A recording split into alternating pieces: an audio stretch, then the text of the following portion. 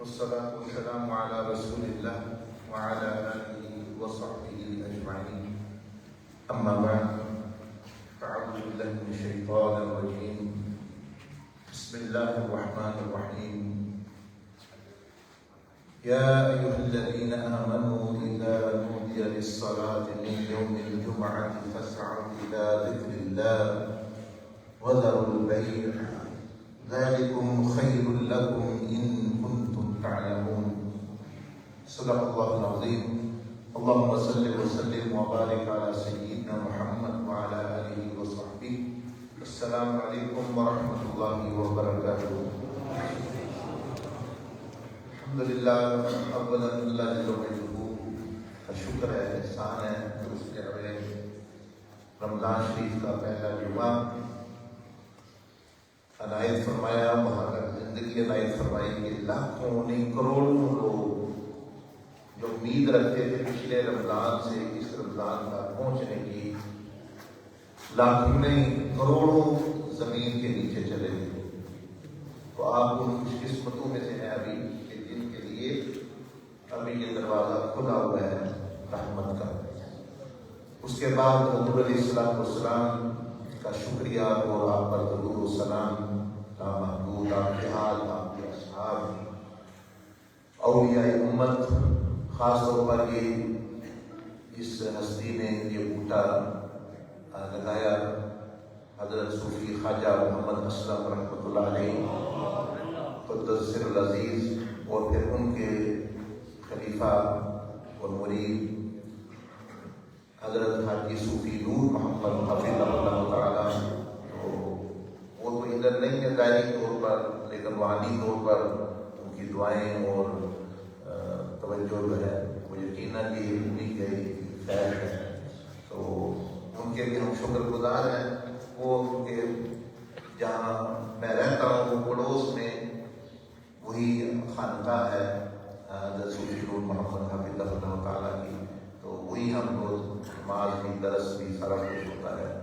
اور دوسرے بھی ساتھ کام ساتھ ماشاء اللہ یورپ میں جو کام کر رہے ہیں، اللہ پاک سب کو جو ہے خیر عطا فرمائے. اور جہاں جو کہ محترم بھائی رازرم حاجی اسماعیل صاحب اور دوسرے حضرات ہیں، وہ بھی مبارکباد کے مستحق ہیں. سب ہی آپ لوگ جو ہے پہلے جمعہ میں آپ شرکت کر رہے ہیں. اس کے بعد جتنے بھی جمعہ ہوں گے اس کا ثواب آپ کو بھی قبر میں پہنچتا رہے گا، کیونکہ آپ نے پہلے جمعہ میں اس ادارے میں شرکت کی ہے.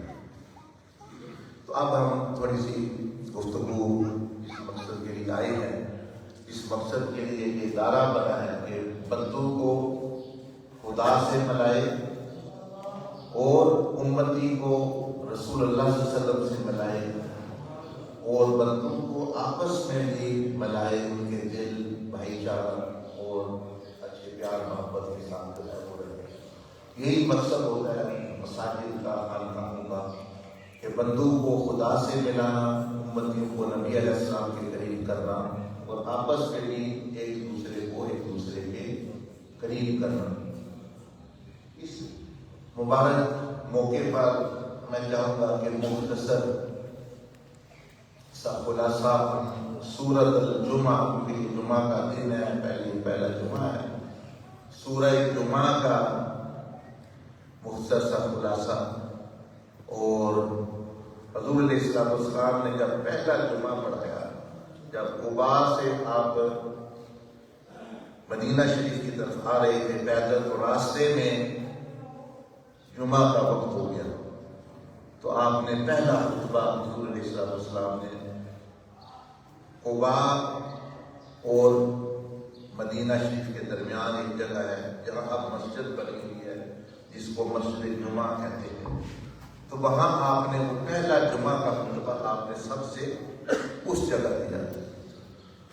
تو کچھ حصہ اس خطبے کا اور کچھ جو ہے وہ جمعہ سورۃ الجمعہ ہے، تو ہم اس کے اس سے فائدہ حاصل کریں گے. جو چند جو ہے ہمارے لیے موتی اور جواہر قرآن مجید کی روشنی میں اور ہدایت سے، اور نبی علیہ السلام کہ جو خطبہ اول جو جمعہ کا خطبہ سب سے پہلے آپ نے دیا. چلیں ماشاءاللہ وہاں سے شروع کرتے ہیں. بعد اعوذ باللہ من الشیطان الرجیم بسم اللہ الرحمن الرحیم یسبح للہ ما فی السماوات وما فی الارض الملک القدوس العزیز الحکیم. اللہ پاک فرماتا ہے سورۃ جمعہ میں جمعہ والے دن آپ یہ سن رہے ہیں، رمضان شریف کا مہینہ ہے تو بیان ہو رہا ہے کہ یسبح للہ ما فی السماوات و ما فی الارض، کہ زمین اور آسمان میں، کہاں؟ زمین اور آسمان میں جتنے جاندار ہیں اور بے جان. ماں کا مطلب ہوتا ہے وہ بے جان چیز جن کو ہم بے جان سمجھتے ہیں، مثلا پتھر ہو گئے، پہاڑ ہو گئے، لیکن ان میں بھی شعور زندگی موجود ہے. وہ حضور علیہ السلام نے فرمایا کہ کوئی چیز بھی ایسی نہیں زمین اور آسمان کے درمیان جو یہ نہ پہچانتی ہو کہ اللہ کون ہے اور یہ نہ پہچانتی ہو کہ میں کون ہوں. ہر چیز، کیونکہ ہر چیز جو ہے اللہ پاک نے تخلیق کی ہے اور ہر چیز جو ہے آگے پھر نور محمدی سے بنی ہے. تو وہ حضور علیہ السلام کے سمجھنے وہ نور محمدی کا DNA یعنی اصل وہ ہر چیز میں موجود ہے. ورنہ کیا وجہ ہے احد کا پہاڑ کیوں پہچانتا ہے حضور علیہ السلام کو؟ اس کے اندر نور محمدی کا اثر موجود ہے. اسی طرح وہ کھجور کا جو تنا، پتھر، پہاڑ، آسمان، زمین، ہر چیز جو ہے وہ نبی علیہ السلام کو بھی پہچانتی ہے. بلکہ میں آپ سے کہہ دوں کہ مکہ والوں نے ابھی نہیں پہچانا تھا، ابھی تو اعلان نبوت نہیں ہوا. بعد میں تو اعلان نبوت کے بعد بھی نہیں پہچانا اور نہ مانا، لیکن ابھی تو حضور علیہ السلام نے خود بھی اعلان نہیں کیا، لیکن مکہ کے پتھر جو ہے وہ جانتے تھے کہ یہ ہستی کو. حضور علیہ السلام نے خود فرمایا کہ میں اس پتھر کو اب بھی پہچانتا ہوں جو میرے اعلان نبوت سے پہلے میں جب ادھر سے گزرتا تو وہ مجھ پر سلام پڑھتا، وہ کہتا السلام علیکم یا رسول اللہ. اس کا مطلب یہ کہ زمین آسمان کی ہر چیز اللہ جل مجدہ کو پہچانتی ہے اور نبی علیہ السلام کو پہچانتی ہے. پہچانتی نہیں بلکہ مانتی بھی ہے، مانتی بھی ہے. تو اللہ پاک نے اس سورۃ جمعہ کے شروع میں فرمایا کہ یسبح للہ ما فی السماوات و ما فی الارض، کہ زمین اور آسمان میں جتنی بھی چیزیں ہیں، چرند ہے، پرند ہے، پہاڑ ہے، سورج، چاند، ستارے، ہر چیز، پتھر، پتا پتا، ذرہ ذرہ ریت کا، ایک ایک سیل یعنی ایک ایک ایٹم، ایک ایک نیوٹران، پروٹون، جتنے بھی یہ دنیا اللہ پاک نے پیدا کی ہے، فرمایا کہ یہ سب کی سب جو ہے میرا ذکر اور تسبیح کر رہی ہے. یسبح للہ ما فی السماوات و ما فی الارض. اب یہ پھر ہمیں کیوں سنایا جا رہا ہے؟ سوچنے والی بات ہے نا. اگر زمین آسمان تسبیح کر رہے ہیں، زمین کی ساری چیزیں، پتھر، پہاڑ، یہ سارے ذکر کر رہے ہیں، اللہ کی اطاعت کر رہے ہیں، اللہ پاک کی بندگی کر رہے ہیں، فرمایا کل قد علم صلاتہ و تسبیحہ، ان میں سے ہر ایک اپنی عبادت کا طریقہ، نماز کا طریقہ اور کیا پڑھنا ہے، ذکر کیا کرنا ہے، ہر ایک ان میں سے جانتا ہے. ہر چڑیا، ہر پتھر، ہر پہاڑ، ذرہ ذرہ. تو بات یہ ہے کہ ہمیں کیوں سنایا جا رہا ہے اس قرآن مجید کی صورت میں، ہمیں کیوں بتایا جا رہا ہے؟ وہ اس کی وہی وجہ بتانی ہے کہ اللہ پاک گویا ہم نے فرما رہا ہے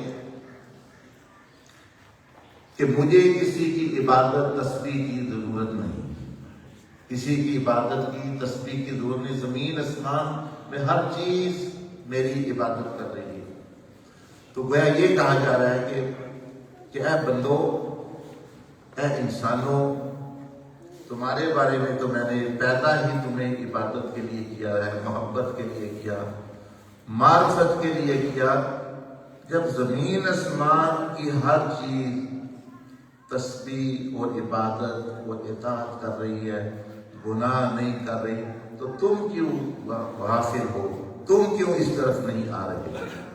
یہ ہمیں بتایا جا رہا ہے، یعنی یہ مثال دے گا یہ بتا کے کہ ان چیزوں کو تو پیدا کیا اللہ پاک نے، لیکن خاص انسان کو اپنے لیے پیدا کیا۔ ان کو والذی خلق لکم ما فی الارض جمیعا، ان کو پیدا کیا ہمارے لیے۔ مثلا سبزی کون کھاتا ہے، سورج سے کون فائدہ اٹھا رہا ہے، ہوا سے کون فائدہ اٹھا رہا ہے، پھل کون جو ہے وہ کھا رہا ہے، وہ تو اللہ پاک فرما رہا ہے یہ تو میں نے تمہارے لیے پیدا کیا ہے، پھر بھی وہ میرا ذکر تسبیح کر رہی ہیں۔ اور تمہیں تو پیدا ہی وما خلقت الجن والانس الا لیعبدون، تمہیں تو پیدا ہی میں نے اپنے لیے کیا تھا، تم غافل ہو گئے ہو۔ جو اپنے لیے نہیں بنائی، تمہارے لیے بنائی، وہ تو تمہاری بھی خدمت کر رہی ہیں، میری بھی عبادت کر رہی ہیں، اور تمہیں تو بنایا ہی میں نے اپنے لیے ہے، تم کیوں غافل ہو، تم کیوں نہیں کر رہے؟ اچھا یہ ہے۔ پھر آگے اللہ پاک نے 4 نام اپنے ذکر کیے۔ الملک، کہ تم جس کی طرف بھی جا رہے ہو، جس معاملے میں نے تمہیں غفلت میں ڈال دیا ہے، جو اگر کوئی بندہ ہے، کوئی چیز ہے، تو اللہ پاک فرما رہا ہے الملک، کہ ہر چیز کا مالک تو میں ہوں، وہ تمہیں کیا دے سکتے ہیں؟ وہ تم جن کی طرف لگ کر برے دوستوں کی طرف اور یہ شہرت اور یعنی غفلت اور ان کی طرف لگے ہوئے ہو، لوگوں کی طرف جا رہے ہو، ان کے تو قبضہ قدرت میں وہ خود کچھ نہیں ہے۔ اب سب سے بڑا ملک کا کون ہوتا ہے؟ حکمران۔ مطلب وہ حکمران بھی ووٹ کی پرچی آپ سے مانگتا ہے، وہ کہتا ہے یہ ووٹ تو میں حکمران بن جاؤں، یہ تو مجھے سپورٹ کرو، یہ کرو وہ کرو۔ تو اللہ جل وعلا فرماتا ہے الملک، یعنی ہر چیز کا مالک اور صاحب اختیار تو میں ہوں۔ تم جس کی طرف بھی جا رہے ہو، نہ تمہاری زندگی بڑھا سکتا ہے، نہ تمہاری میں عزت دے سکتا ہے، نہ تمہیں ذلیل کر سکتا ہے میری عزت کے بغیر، نہ تمہیں شفا دے سکتا ہے۔ تو کس لیے، اگر اس لیے جا رہے ہو کہ وہ تمہیں کچھ دے سکتا ہے، تو پھر بھی ادھر ہی آ جاؤ کہ المالک الملک تو میں ہوں۔ دوسرا اللہ پاک نے پھر بیان کیا القدوس، اپنا نام، کہ تم دنیا کے پیچھے لگے ہوئے، دنیا گندی دنیا، غفلت والی دنیا، فحاشی اور عریانی، تم اس طرف لگے ہو، ادھر آؤ القدوس، کہ وہ ذات جو اتنی پاک ہے، اتنی پاک ہے کہ خیال بھی اس تک نہیں پہنچ سکتا۔ آج تک کوئی بندہ نہیں ہے جو کہے کہ میں اللہ پاک کا خیال میں ہی اللہ کو لیا ہوں۔ وہ کسی نے کہا نا کہ بھائی دل میں تو آتا ہے، میں دل تو مانتا ہے اللہ، لیکن ذہن میں نہیں۔ وہ کہتے ہیں بھائی میں پہچان گیا کہ یہی تمہاری پہچان ہے، کیونکہ ذہن میں نہیں وہ اللہ پاک کا تصور۔ نام ہمارا القدوس، تم جس کے پیچھے بھی پڑے ہوئے ہو، اللہ اور اس کے رسول کو چھوڑ کے، اس میں ہزاروں عیب ہوں گے، کیوں تم عیبوں والوں کے پیچھے اور جو ہے ناپاکوں کے پیچھے، ناپاک دنیا، ناپاک مال اور زنا اور شراب گندی، ادھر آؤ القدوس، تمہیں پاک چیزیں ملیں گی، پاک صحبت ملے گی۔ پھر فرمایا کہ جو ہے الملک القدوس العزیز الحکیم، کہ وہ ذات عزیز، یعنی تم بندہ اللہ سے ہٹ کر، دین سے ہٹ کر کبھی جاتا ہے کہ یہ بڑا چودھری ہے، یہ بڑا اس کا اثر و رسوخ ہے، تو اللہ پاک فرماتا ہے اگر اس لیے جا رہے ہو پھر بھی واپس آ جاؤ، العزیز، سب پر غالب تو میں ہوں۔ تو کوئی وجہ تو ہونا کہ تم کیوں چھوڑ کے جا رہے ہو، العزیز۔ اور پھر آگے فرمایا کہ الحکیم، کہ بندہ اس لیے بھی کسی یہ بندہ جو ہے مجھ سے زیادہ سمجھدار ہے، یہ مجھ سے زیادہ حکمت والا ہے، یہ مجھ سے زیادہ دانا ہے، یہ دنیا داری زیادہ جانتا ہے، یہ چودھری ہے، یہ فلاں ہے، یہ میاں ہے، یہ سردار ہے، یہ مجھ سے زیادہ سمجھ رکھتا ہے دنیا کی، چلو میں اس کی سن لیتا ہوں۔ اللہ اس کے رسول کو چھوڑ کے اللہ پاک فرما رہا ہے اگر اس لیے سننی ہے کہ وہ سمجھدار ہے، سیانہ ہے، الحکیم، سب سے زیادہ حکمت والا تو میں ہوں، حکمت تو مجھ سے آتی ہے، انبیاء کو، فرشتوں کو، جس کو علم ملا وہ مجھ سے ملا، اور اگر علم اور حکمت کے لیے آنا ہے تو پھر بھی ادھر ہو۔ یہ اللہ پاک نے اپنے شان نام آگے پھر اللہ پاک نے فرمایا کہ اب بندہ سوچتا ہے میں پھر کیسے پھر آؤں کیسے اللہ کی طرف؟ فرمایا هو الذی بعث فی الامیین رسولا منہم یتلو علیہم آیاتہ، آنا کیسے ہے؟ جو آیا ہے میرا محبوب اس کی طرف آ جاؤ، اس کی طرف آ جاؤ، والذی بعث فی الامیین، ان کی طرف آ جاؤ۔ تو یہ حضور آگے فرمایا کہ ان کی طرف آ کر بس زبانی کلامی نعرے نہیں لگانے، زبانی کلامی دعوے نہیں کرنے، یتلو علیہم آیاتہ، جو وہ میرا کلام لے کر آئے ہیں، میرا پیغام لے کر آئے ہیں، وہ سنو، وہ سنو، وَيُزَكِّيهِمْ، اور پھر جو ہے یہ حبیب علیہ السلام جو آئے یہ تمہارا تزکیہ پاک کرنے تمہیں آئے ہیں، تو تم شرک کی گندگی سے اپنے آپ کو پاک کرو، زبان کو گناہوں سے پاک کرو، آنکھوں کو گناہوں سے پاک کرو، اس کو تزکیہ کہتے ہیں، اور کانوں کو غلط سننے سے پاک کرو، پیٹ کو حرام رزق سے، شرمگاہ کو زنا اور فحاشی اور ریانی سے، اور پاؤں کو غلط جگہ چل کے جانے سے، اور دماغ کو غلط سوچنے سے، اور دل میں بری صفات اپنانے سے، ان کو جو ہے وہ اس کو کہتے ہیں وَيُزَكِّيهِمْ، تمہارا تزکیہ جو ہے وہ یہ ہستی کرتے ہیں، تم بھی وہی کرو۔ اس لیے رسول اللہ صلی اللہ علیہ وسلم نے فرمایا کہ جو بھی تم میں روزہ رکھے، جو بھی تم میں سے روزہ رکھے، اس کو چاہیے کہ اس کی آنکھ بھی روزہ رکھے۔ اب آپ سوچ لیں آنکھ کا روزہ کیا ہے؟ آنکھ کا روزہ غلط چیز کو دیکھنے سے روکنا ہے۔ فرمایا جو بھی روزہ رکھے اس کو چاہیے کہ اس کے کان بھی روزہ رکھے۔ اب یہ نہیں ہے کہ نارمل جو پہلے سن رہا تھا اب وہی سنتا رہے، تو وہ کان کو بھی اپنا یعنی روزہ رکھا ہے۔ اسی طرح فرمایا کہ آنکھ کو بھی روزہ، زبان کو بھی روزہ رکھا ہے، یہی مقصد ہے، مال کو بھی، اعضاء کو بھی۔ اور پھر فرمایا کہ اگر ایسا نہیں کرو گے، اگر ایسا نہیں کرو گے، صرف صبح سحری کھالی رات کو افطاری، وہ فقہی روزہ تو ہو گیا، فرضی روزہ تو ہو گیا۔ فرمایا کہ میں محمد رسول اللہ کہہ رہا ہوں کہ من لم یدع قول الزور والعمل به فلیس للہ حاجہ ان یدع طعامہ وشرابہ، کہ جس کسی نے زبان کا غلط استعمال، جھوٹ اور جھوٹ پر پھر عمل نہ چھوڑا، اللہ کو کوئی ضرورت نہیں اس کے کھانا پینا چھوڑنے اور بھوکا اس کا رہنے کی، کیونکہ مقصد تو یہ تھا کہ اس کی زبان ٹھیک ہوتی، اس کی سوچ، اس کے معاملات ٹھیک ہوتے، اور یہ بس جو ہے وہ کھانے پینے کو چھوڑ رہا ہے، اور کھانا پینا تو چھوٹا ہی نہیں۔ کھانا پینا کس نے چھوڑا ہے؟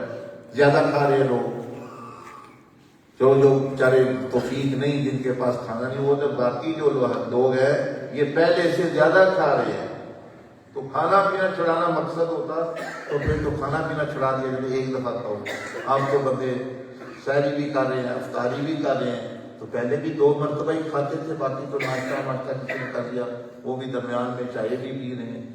تو کھانا پینا چھڑانا مقصد ہے ہی نہیں، نہ ہی کو چھڑایا گیا ہے، بلکہ اس کو ثواب بتایا گیا کہ کھاؤ گے سحری کو ثواب ہوگا، سنت پر عمل ہوگا، افطاری جلدی کرو گے تو ثواب۔ افطاری کیا ہے؟ کھانا۔ سحری کیا ہے؟ کھانا۔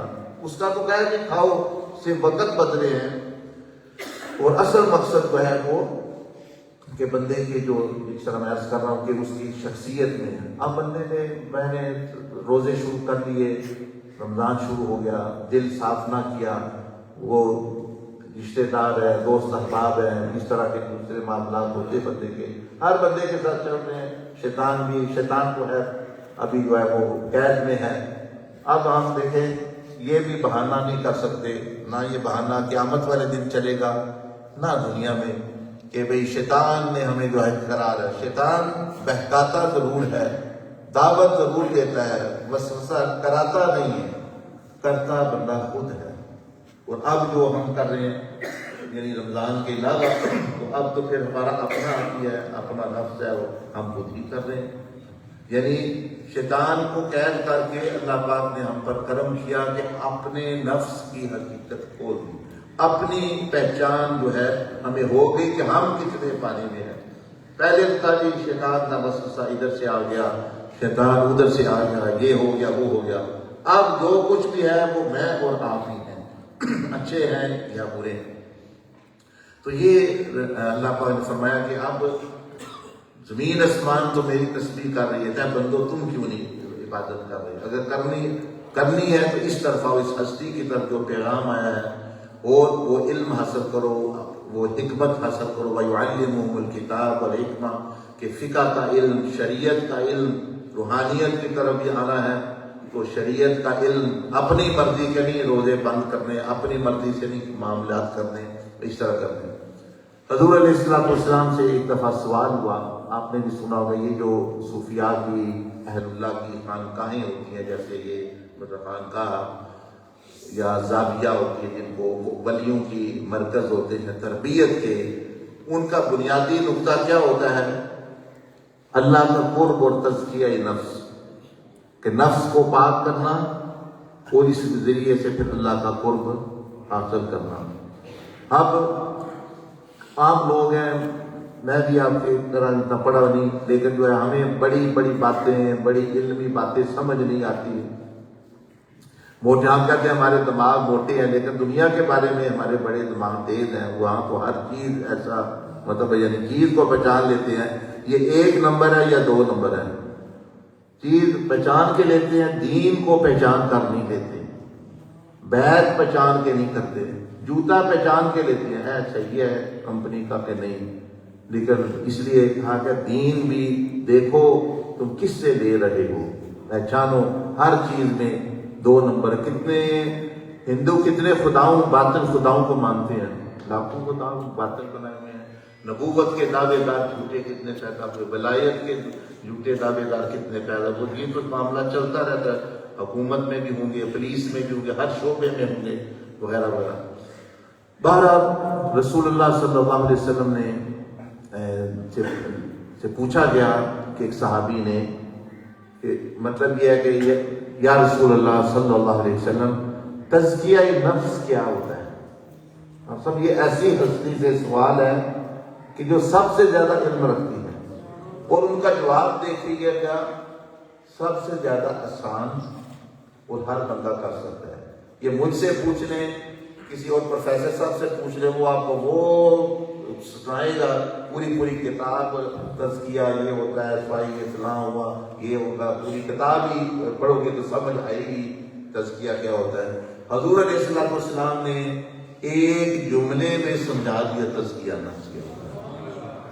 اس صحابی کو بھی اس کی وساطت سے ہم سب کو کہ معاملہ ہی ختم. اب یہ ایسی بات نہیں ہے فلاں بزرگ کا قول ہے، اچھی بات ہے وہ بھی، لیکن یہ حدیث ہے، یہ قول نبوت ہے، یہ حدیث نبوی ہے. نبی علیہ السلام بول رہے ہیں جو وحی خدا بندی سے بولتے ہیں. جو بزرگ بولتے ہیں وہ بھی اچھی بات کرتے ہیں قرآن حدیث کی روشنی میں، لیکن وحی بند ہو گئی.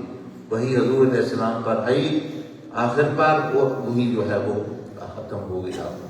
اب آپ علیہ السلام وحی خدا بندی سے یعنی اللہ کے علم سے، اللہ کے بتائے ہوئے علم سے جو اللہ چاہتا ہے وہ آپ فرماتے ہیں. فرمایا کہ تزکیہ نفس یہ ہے، اس کا مفہوم میں بیان کر رہا ہوں اس حدیث کا، کہ تم جہاں کہیں بھی ہو، یہ میں تشریح بیان کر رہا ہوں، تم جہاں کہیں بھی ہو یہ خیال، یہ سوچ اپنے اندر پکاتے رہو کہ اللہ تمہارے ساتھ ہے. جہاں کہیں بھی تم ہو یہ پک جائے گی تو تزکیہ نفس بھی تمہارا شروع ہو جائے گا اور ہو بھی جائے گا. لیکن اس کو پکانا پڑتا ہے، جس طرح ہنڈیا میں سالن چیزیں پکتی ہیں تو پھر جا کے وہ گلتی ہے، پھر جا کے وہ بنتا ہے. تو اس طرح سے دماغ بھی ایک ہنڈیا کی طرح ہے، دل بھی ایک برتن کی طرح ہے. تو اس میں اس خیال کو پکانا، جیسے سبق پکاتا ہے بندہ. اب قرآن کی تو سارے پڑھ لیتے ہیں، لیکن یاد کس کو ہوتا ہے؟ جو بار بار بار بار اور پھر اس کو بھولتا نہیں. تو یہ تو سب الحمدللہ عقیدہ رکھتے ہیں کہ اللہ پاک ہمارے ساتھ ہے.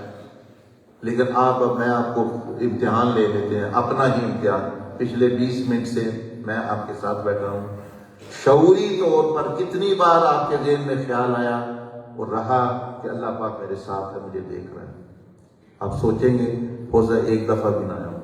سن اللہ کی بات رہے ہیں، رسول اللہ صلی اللہ علیہ وسلم کی بات رہے ہیں، قرآن کی، لیکن اس سے وہ غفلت میں چلا جاتا ہے. تو اس کو نبی علیہ السلام نے فرمایا کہ حضور علیہ السلام نے کہ تزکیہ نفس یہ ہے میرے پیارے صحابی کہ تم جہاں کہیں بھی ہو یہ خیال کر لو، یہ خیال رکھو کہ اللہ تمہارے ساتھ ہے، اللہ دیکھ رہا ہے، سن رہا ہے. یہ جو بندہ کرے گا، چاہے وہ روزہ رکھا ہوا ہے اس نے یا نہیں رکھا، وہ اللہ کے قرب میں ہوتا ہے. دوسرا ایک حدیث میں فرمایا ان افضل الایمان ان تعلم ان اللہ معک حیث ما کنت، کہ مطلب ہمیں آپ ارشاد فرما رہے ہیں کہ صرف تزکیہ ہی نہیں تمہارا ہوگا، اگر تم یہ خیال پکا لو، یہ سبق پکا لو ذہن میں کہ اللہ تمہارے ساتھ ہے، دیکھ رہا ہے، پکڑ سکتا ہے، سب کچھ کر سکتا ہے، وہ تمہارے ساتھ ہے جہاں کہیں بھی تم ہو. تو آپ نے فرمایا ان افضل الایمان، ایمان کا افضل درجہ یہ ہے ان تعلم ان اللہ معک حیث ما، کہ اللہ جہاں کہیں بھی ہو تمہارے ساتھ ہے. جب تک یہ خیال تمہارے اندر تازہ ہے، جب تک یہ خیال تمہیں یاد ہے، تمہارا ایمان افضل درجے پر ہے، اونچا چلا گیا. اور جب یہ خیال اتر گیا بس پھر جو ہے ایمان بھی نیچے آ گیا. کیونکہ ایمان نام ہے تعلق کا اللہ سے. تو جب اللہ کا خیال ہی نہیں تو تعلق کس طرح کا مسئلہ ہے؟ تعلق تو پھر کمزور ہے، خیال ہی نہیں اس کو. تو یہ فرمایا کہ یعنی تو اس کے بارے میں آگے پھر فرمایا کہ آگے پھر ذکر آتا ہے کہ اس صورت میں ہاں والذی بعث فی الأمیین رسولا منہم یتلو علیہم آیاتہ ویزکیہم ویعلمہم الکتاب والحکمہ وَإِن كَانُوا مِن قَبْلُ لَفِي ضَلَالٍ مُبِينٍ. آگے اس چیز کا ذکر آتا ہے کہ بندے کو محسوس ہو یا نہ ہو، یہ چیزیں کرنے سے پہلے یا جو نہیں کرے گا وہ مت سمجھے میں ہدایت پا رہا، وہ کھلی گمراہی میں ہے، کیونکہ وہ اللہ کی ہدایت سے ہٹا ہوا ہے. باقی پھر یہ آپ سوچیں گے ہم تو حضور علیہ السلام کے دور سے بہت دور پیدا ہوئے، 1400 سال ہو گئے، 1500 سال ہو گئے، تو ہم پھر کیا کریں گے؟ ہم تو آخر میں آئے، اور دوسرے لوگ پہلے جو ان کے زمانے میں رہے. تو اللہ تعالیٰ نے جواب دے دیا اسی اگلی آیت میں وَآخَرِينَ مِنْهُمْ لَمَّا يَلْحَقُوا بِهِمْ وَهُوَ الْعَزِيزُ الْحَكِيمُ، کہ جو بعد میں آنے والے ہیں ان کو بھی ہم اپنے محبوب سے ملا دیں گے. یعنی بعد میں تم فکر نہ کرو کہ تم پیچھے رہ گئے ہو، تم عمل اپنے سیدھے کرو، محبت رسول، عشق الہی اور شفقت علی الخلق کرو. تو وَآخَرِينَ مِنْهُمْ لَمَّا يَلْحَقُوا بِهِمْ وَهُوَ، پھر فرمایا وَهُوَ الْعَزِيزُ الْحَكِيمُ، کہ یہ جو اللہ نے تمہیں اس صدی میں پیدا کیا ہے اس میں بھی حکمتیں ہیں. اس میں کیا ہے؟ وہ حکمت میں آپ کو بتا دیتا. حضرت مقداد بن اسود رضی اللہ تعالیٰ ایک صحابی ہیں، وہ ان کے کسی نے ان کی مجلس میں کہا کہ ہم نے تو چند سال حضور علیہ السلام کے بعد پیدا ہوئے، ہم یعنی وہ تابعی تھے، کاش ہم بھی وہ زمانہ پا لیتے جو آپ نے پایا، ہم بھی وہ دیکھ لیتے جو آپ کی آنکھوں نے دیکھا، ہم بھی وہ سن لیتے جو آواز آپ نے یعنی نبوت کی آواز سنی. حضرت مقداد رضی اللہ تعالیٰ غصے میں آ گئے، فرمایا کہ بیٹا تمہارے لیے اسی وقت میں پیدا ہونا بہتر تھا. کیوں؟ فرمایا میں تمہیں بتاؤں ایسے ایسے مشکل وقت آئے، خندق کا موقع تھا، حضور علیہ السلام فرما رہے ہیں کون ہے جو ابو سفیان کے لشکر وہاں جا کے مشرکین کا جو آیا ہے وہاں کا ادھر مکہ سے کوئی خبر لے آئے. تو فرمایا سب صحابہ مجھے کوئی اٹھ نہیں، اتنی کمزوری، اتنی نقاہت، اتنی سردی کہ اٹھنے کا یعنی سخت نہیں تھی. پھر آپ نے دوسری مرتبہ فرمایا, پھر تیسری مرتبہ حضرت غالباً حضرت حذیفہ کو فرمایا کہ تم جاؤ, پھر وہ اٹھ کے گئے. اسی طرح فرمایا اور بھی واقعات بیان کیے, فرمایا کہ یہ بات کرنا تم جو کہہ رہے ہو, آپ اس وقت اگر اس وقت تم ہوتے تو ہو سکتا ہے کہ تم منافقین میں ہو جاتے, ہو سکتا ہے تم پیچھے رہ جانے والوں میں ہو جاتے, ہو سکتا ہے تم وہ قربانیاں نہ دے سکتے جو صحابہ نے دی ہیں. اس لیے فرمایا بیٹا تمہارا یہاں ہی اس وقت پیدا ہونا اللہ نے تمہارے لیے منتخب کیا ہے, یہی تمہارے لیے. اس وقت تو تھوڑی سی کمی کوتاہی پر بھی بہت بڑا.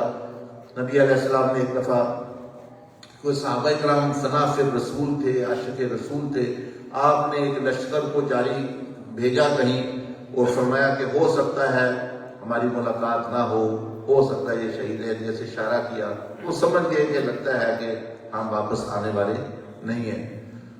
لشکر چلا گیا, 3 صحابہ تھے رضوان, انہوں نے کہا ہمارے پاس گھوڑے ہیں, قافلے نے تو چلنا ہے آہستہ آہستہ, تو ہم جمعہ پڑھ لیتے یا نماز پڑھ لیتے ہیں نبی علیہ السلام کے ساتھ ایک اور, تو قافلے سے مل جائیں گے. آپ ان کو رخصت کر کے واپس آ گئے. جب آپ نے سلام پھیرا تو ان اپنے عاشقین, اپنے صحابہ کو نظر آیا نبی علیہ السلام کو, یہ تو یہیں بیٹھے ہیں. تو آپ نے فرمایا کہ میں تو تمہیں رخصت کر کے آیا ہوں, تم یہ کہاں, ابھی تو ادھر ہی ہو تم. تو انہوں نے فرمایا کہ یا رسول اللہ صلی اللہ علیہ وسلم, ہمیں لگا کہ شاید ہمیں پھر نماز ملنی ہے, زیارت ملنی ہے آپ کے ساتھ. تو ہم نے کہا ہم قافلے ابھی بڑا ٹائم ہفتہ ڈیڑھ قافلے کو لگنا جاتے ہو, ہم پہنچ جائیں گے. نہ تو وہ بیوی بچوں کو ملنے گئے, نہ ماں باپ کو, نہ رشتہ داروں کو, نہ دوستوں کو. آپ نے فرمایا تمہاری محبت ہے, یہ تمہاری مطلب یہ ہے محبت ہے, لیکن وہ جو لوگ چلے گئے ہیں 500 سال بعد تم جنت میں جاؤ گے ان سے, کیونکہ میری اطاعت جو ہے نبی علیہ السلام کی اطاعت اور حکم جو ہے وہ اتنی بڑی, ہمیں اپنی مرضی پوری کرنے کا نام دین نہیں ہے.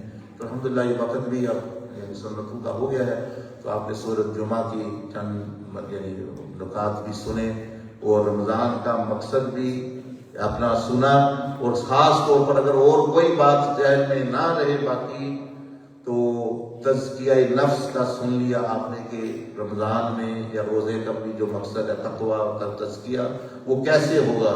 یہ خیال دن میں سو رہے ہیں, جاگ رہے ہیں, کہیں بھی ہیں, بار بار لاتے رہے کہ اللہ پاک میرے ساتھ ہے, مجھے دیکھ رہا ہے, سن رہا ہے. تو آپ دیکھیں گے خود بخود تبدیلیاں بھی آنا شروع ہو جائیں گی. اللہ پاک مجھے بھی آپ کو بھی توفیق عطا فرمائے. ابھی سنتوں کا وقت ہے, سنتوں کا وقت ہے, اور بعد میں انشاءاللہ کیونکہ یہ پہلا جمعہ ہے یہاں ان کی ابتدا ہو رہی ہے, ایک دن آئے گا کہ یہ جگہ ہی نہیں باہر تک ملے گی, اتنے لوگ ہوں گے, لیکن ثواب آپ کو زیادہ ملے گا کیونکہ ابتدا آپ نے کی ہے. جو بنیاد رکھنے والے ہیں نبی علیہ السلام نے فرمایا جنہوں نے ہجرت کی ہے ان کا ثواب ہو, جو بعد میں شامل ہو گئے, بعد میں مسلمان شامل ہے. فرمایا ہجرت والوں نے جو آپ علیہ السلام کا ساتھ دیا جو پہلے ہجرت سے, اور بعد فرمایا وہ برابر نہیں. تو آپ کے بعد جتنے لاکھوں لوگ آئیں لیکن آپ کا اجر اللہ کے یہاں زیادہ ہے. دوسرا یہ کہ انشاءاللہ اس کے بعد سنتوں کے بعد نوافل کے بعد نماز پوری ہوگی جو, تو نماز تسبیح بھی برکت کے لیے سکھانے کے لیے, وہ لوگ نہیں بھی جانتے, پتہ چل جائے, عادت بن جائے, وہ بھی جماعت کے ساتھ جو ہے یہاں پڑھی جائے گی.